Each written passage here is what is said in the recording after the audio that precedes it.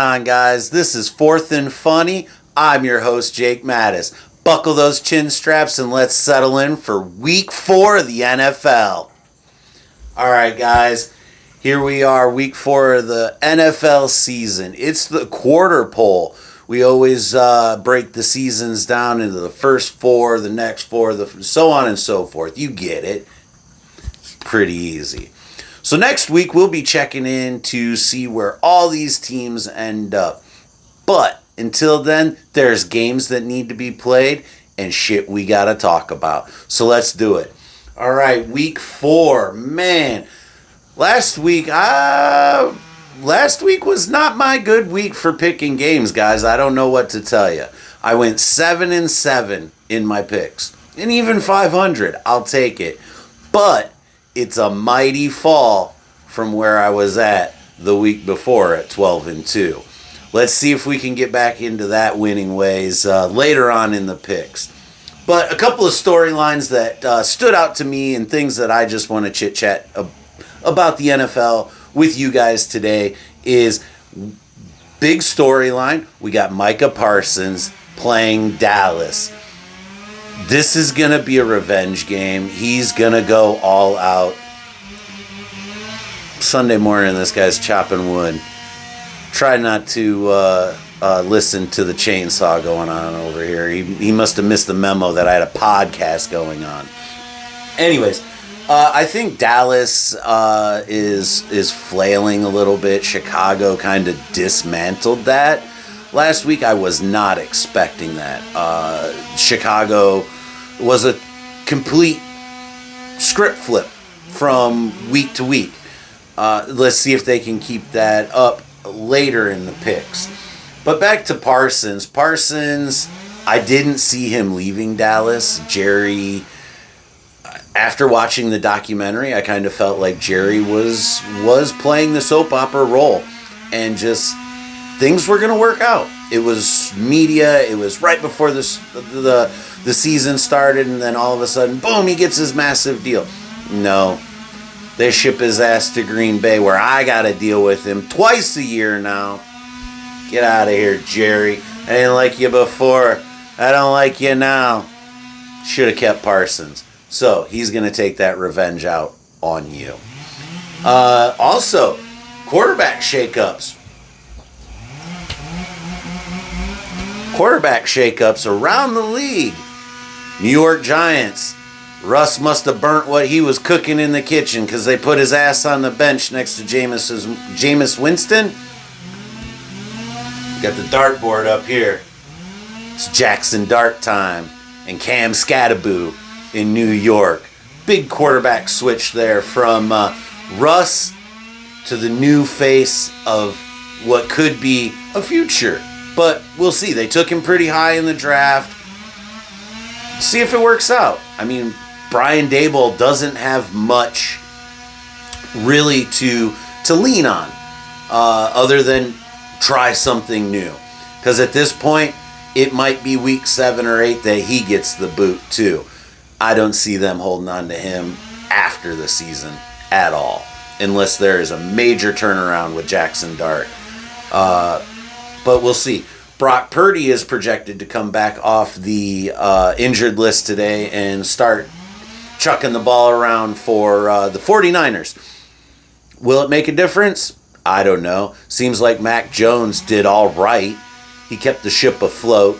We'll talk more about the Niners in my segment on 3-0s and 0-3s. But Jaden Daniels, another quarterback around the league. He is still projected to be out as of the recording of this podcast. We'll see what Washington can do. It's the Marcus Mariota show, I guess. I think that's their backup. I don't know. Anyways, guys, we also have, speaking of Jaden Daniels, he's one of those that has now missed a couple of weeks leading into, there's a few key players that have long-term injury implications for their teams, such as Joey Bosa seems to be out for the Buffalo Bills for the remainder of the season. CeeDee Lamb is going to be out for 4 to 6 weeks, maybe. What does that do to Dallas in the meantime? He wasn't catching a whole lot anyways. So you still have to rely on those other receivers, but now you just don't have that big name in the lineup with you. Put that damn chainsaw down. Anyways, but yeah, the injuries are starting to pile up, and as a Detroit Lions fan last year, I watched my defense just crumble. It was 1, 2, 4, 3 players every game that we were losing on our defensive side of the ball. So I know how those long-term injuries can pile up. And breaking news, Marcus Davenport's hurt again. Big deal. Terrion Arnold, he's not hurt, but they demoted him. Come on, Rook, get it together. Enough of my rants. Let's talk about some 3-0s and 0-3s. We're going to cover the list of 3-0s right now. We'll start off with the top. We've got, in the AFC, we've got the Bills, the Chargers, and the Colts all sitting at 3-0. And then at 0-3, we have the Miami Dolphins, which I've projected Mike McDaniels gets canned by week 4 or 5. It could be this week, guys. It could be. Just be on the lookout for that. We're on Mike McDaniel's watch right now. And then you've also got Tennessee. Rookie quarterback. I don't know. They've changed some play calling duties there in Tennessee. It's still too early. I'm not gonna dumpster fire them yet. Still early. Cam Ward's catching up to the game maybe. We'll see how that offense starts to look further down the line. But at 0-3, I don't think that they were thinking massive playoff success anyways. I think be a contending team and then move on from that. You have to have realistic expectations with a first-year quarterback and a team that you had. Just being honest. Your team was what it was. That's why you were picking number 1 overall. So temper those expectations. Of the 3-0 teams, I think the most fraudulent is the Colts, just because of Daniel Jones' history. I want to keep believing. We'll see. Can he keep it up? Can he keep the magic going? Maybe. The Chargers, not surprised. Jim Harbaugh, all he does is win, win, win, win, win. Even if he's cheating, he's still win, win, win, win. College, NFL, he does it. Controversy. Anyways, and the Bills are who they are. They got Superman without the cape. He's still wearing red, white, and blue. It's Josh Allen, and that team is just smacking people in the face. Miami, they're going to be a dumpster fire all year. Tennessee, let them work things out and play through. Now over in the NFC, we've got 3-0. We've got Philly, the Niners, and the Bucks. Also, at 0-3, we got 2 teams as well. We got the Saints, and we got the Giants. We talked about the Giants making a quarterback change earlier, going to Jackson Dart. They've got some pieces. Can they start putting it together? I don't know that they will this year. I think there's too much dissent. I think Brian Daboll lost that locker room last year. I was surprised that he came back this year. I think the Giants struggle. They're still going to have a top 5 NFL draft pick. Saints, again, they're in a major rebranding year. So we'll see what happens with them. I don't have much hope or faith in either of those teams moving forward this year. But moving over to the 3-0 teams. This damn chainsaw. I'm going to pick up the mic so you guys can hear me a little better. Moving over to the 3-0 teams, Philly, their offense just seems to get it done. It's not pretty, but they win. The Niners, that one's a surprise to me that they're 3-0 with the injuries that they've had. piling up over the course of the offseason in the first few games. Mac Jones, return of the Mac, came in, kept the boat afloat, and the team worked out all right. So there they are at 3-0, heading into the quarter pole for the season. And then the Bucs. Better Baker. Did he find his landing spot? Is this where Baker Mayfield finally makes a name for himself? And I think the answer is yes. He's got that team playing well. They signed their receivers in the offseason. I think you've got Godwin is still out on injury. And Mbuka is still making plays. They've got a run game. But Baker Mayfield, man, most comeback wins since I believe like 2021 or 2022. Like, this guy just give him the ball in the fourth quarter and he'll do it. Like, he's on another level right now. And everything like that in the NFL goes through waves. There's always that one quarterback at that particular time that you're like, yeah, give me that guy. Yeah, give me that guy. And right now it just happens to be Baker Mayfield. And, yeah, that's the 3-0s and the 0-3s, guys. So, Parsons back to Dallas. Quarterback shakeups. Benchings. All sorts of things going on. And so, let's get into the picks. Hopefully I can do better than 7-7 this week. Fingers crossed. I don't typically... Do you guys want me to start putting out just my pick on Thursdays? Let me know down in the comments. I'll drop a little post. I won't do a video, but I'll do a post on Thursday mornings for the Thursday night games. How about that? We'll start doing that, and we can interact all week long. Hit up the comments. I'm on there. I love chatting with you guys as well. But as of the recording of this podcast, right now, playing over in Ireland, we have the Minnesota Vikings taking on the Pittsburgh Steelers. When I came out here to record this podcast, the Steelers were up 7-3, though that did not change my opinion in this game, though I had picked it earlier. I have Pittsburgh winning this game. I just think that DK Metcalf, Aaron Rodgers, they're going to be too much. They're starting to put it together. They're starting to click, and Rodgers isn't being Aaron Rodgers, if that makes sense. If you know, you know. And being that he was a Green Bay Packer and I had to listen to a lot about Aaron Rodgers over the years, I know. So give me Pittsburgh in that game. Next up, we have Washington and Atlanta. I like Washington in this game with a backup quarterback. Carolina throttled Atlanta last week. That game blew my mind. I never in a million years thought that they were going to come out and just blow them out like 30-0 or whatever the score was. It was insane, guys.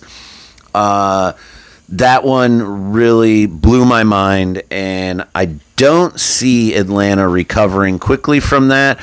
Give me Washington on a get-right game. Now, here's an interesting one. We've got Tennessee and Houston. Tennessee and Houston. This game, who wants to win it more, or who wants to lose it more, is going to be the theme. Houston has looked okay, but they haven't looked great. C.J. Stroud, from what I've watched of his games, he seems to be missing his receivers a lot. That accuracy is not there. Again, I don't know if it's being trigger shy from leading Tank Dell into that horrific injury that was completely unintentional. But, you know, when things like that, mental tolls like that will make you gun shy. And I watched a few passes to Nico Collins that just seemed like he was gun shy. But in the end, give me Houston in this one. They're at home. They need a win. They need to get right. Give me Houston. Next up is a heavyweight battle in the NFC. One of these teams is going to end up with a loss, and only one of them we're going to be talking about being 4-0 next week. And that's Philadelphia and the Buccaneers. You got Jalen Hurts and company going to take on the better Baker Mayfield from the commercials. I like Baker Mayfield in this one. I just feel like their offense is a little more honed in. I haven't seen A.J. Brown do shit. It's just run, tush push, little toss to so-and-so. Their offense is not like explosive in Philly. They're just kind of pummeling you. Just tush push, run. That's not going to get it done against Tampa Bay. Tampa Bay can strike fast, quick, and even if they're down in the fourth quarter, give me Baker Mayfield. I'll take them. Baker Mayfield over the Philadelphia Eagles. Another ho-hum game that if it was on, I would probably take a nap through. Carolina and New England. Carolina, I don't think they have the energy to carry another game like they did last week. Give me New England at home in this one. And then this should be a bloodbath, and Josh Allen should be sitting the entire fourth quarter unless he really just wants to pad stats. And that's going to be the Bills versus the Saints. The New Orleans Aints. Yeah, they ain't going to do anything against Buffalo. Again, Josh Allen and co. should be out by the end of the third quarter. This should be a cruise control game. Give me Buffalo. Cleveland and Detroit. I don't pick on my teams, guys. I did last week, though. And I'll tell you what, Detroit really surprised me. They went out there and they smashed. This game, it's going to be a little closer. I think Myles Garrett's going to be a problem for us. But I do like Detroit in this game. Not going to give any much more thought on that. I don't want to jinx it. I'm superstitious when it comes to my team, guys. Sorry.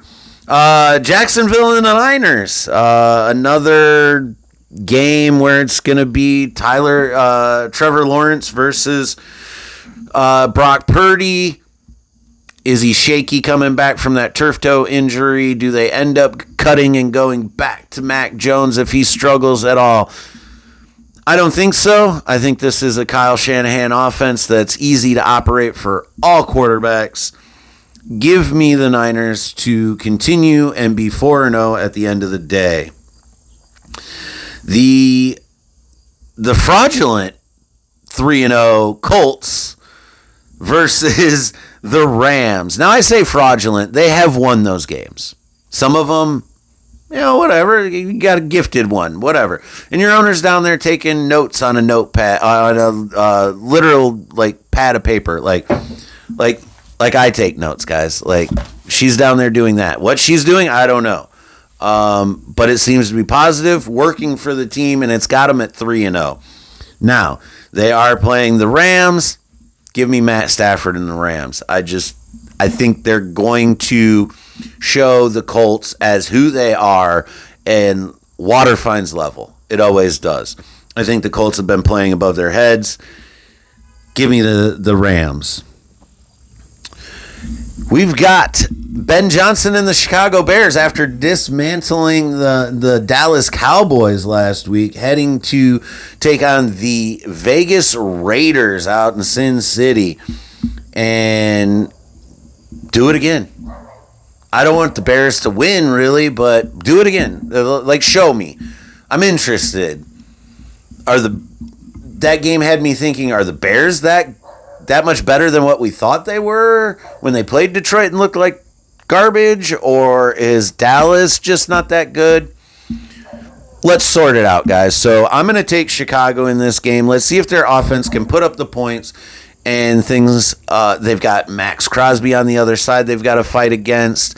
So it's going to be a bit of a defensive struggle.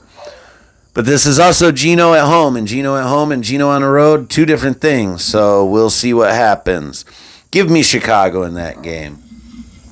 The AFC heavyweight game of the week is going to be the Ravens taking on the Kansas City Chiefs.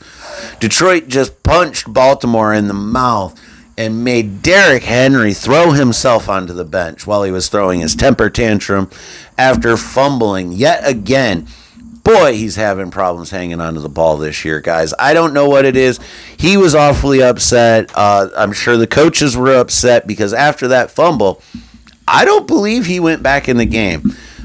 So maybe they benched him for that. Wake up call, we'll see.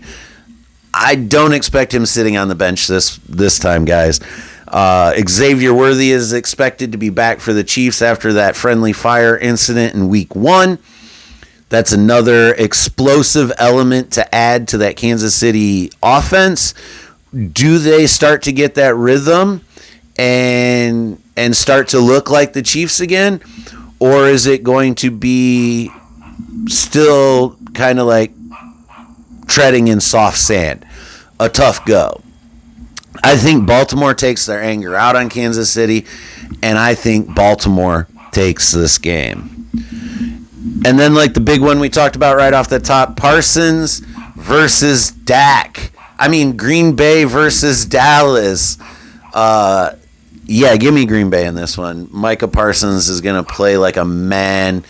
You know, you take that can and you just shake it up and you pop it open. That's going to be Micah Parsons on that field. He is going to prove you should never let me go.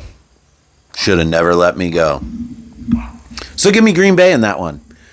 And now for the double dip on Monday night, we have the Jets taking on Miami and Cincinnati taking on Denver. These picks are probably pretty easy for me. Give me the Jets and give me the Broncos.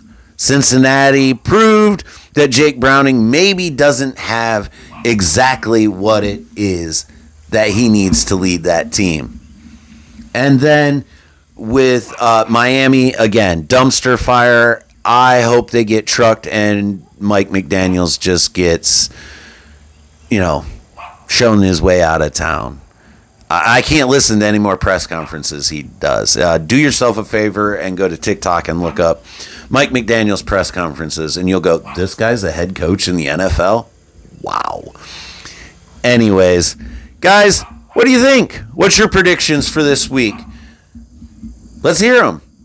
Tune in to Fourth and Funny every Sunday before the games kick off, anytime between 10 and noon. I've been Jake Mattis. Enjoy the games.